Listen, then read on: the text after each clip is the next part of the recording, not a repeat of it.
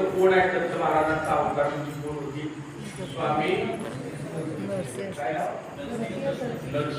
सरस्वती स्वामी महाराज. नरसिंह स्वामी समर्थ महाराज वाडीहून शिरोळला येताना एक त्यांचा मध्यभागी कुरुंदवाडच्या साईडला असा शिष्य होता. नरसिंह सरस्वतीचा शिष्य होता आणि त्या शिष्यानं रस्त्याकडेला 2 एकर जुंधळा केला. काय केला? जुंधळा कसा आलता माहिती? कसा आलता माहिती? कोरड्यातनं बाहेर पडून दाणे परिपक्व व्हायच्या तयारीला होते असा तो कोरडा आलता. एक 20-25 पोती तरी ज्वारी झाली असती.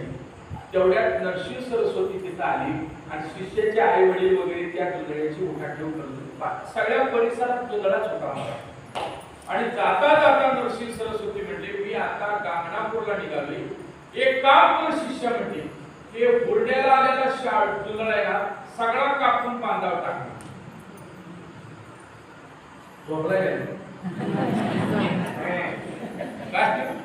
सरस्वती काय म्हणते, सगळा शाळू आजच्या आज सगळा शाळू काप आणि वावरात ठेवू नको म्हणते, बांधावर काढून टाकतो. त्याशी चाप लाव बांधला.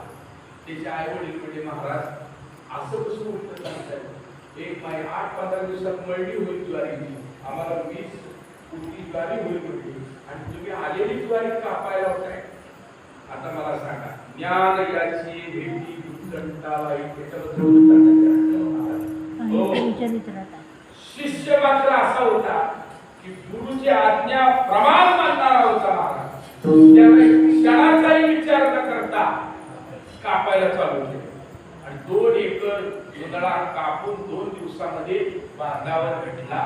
आणि तेवढ्या मध्ये तिसऱ्या दिवशी असा पाऊस पडला त्या भागात कुणाचा जुंधळा उभा राहिला, खाली पाणी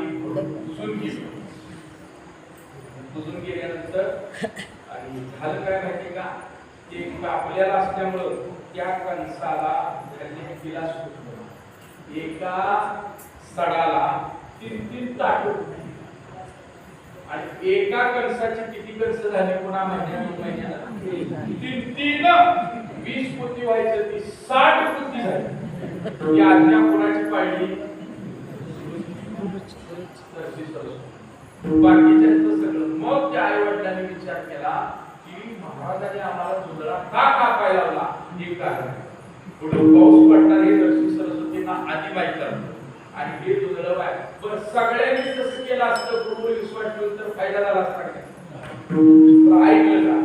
आता जर असं आता महाराजांना जर घोड्याला शाळा आलेला कापा म्हटल्यावर म्हणणार काय महाराज तोच काय का काय कापला असतं का? कारण हे गुरुकडून शिष्याकडे होणारा शक्तिपात म्हणजे ज्ञान शिष्याला भेटायला येतो. गुरु म्हणजे व्यक्ती नव्हे, गुरु व्यक्ती नव्हे, ज्ञान स्वरूपानं अंतरज्ञान आपल्या येतं.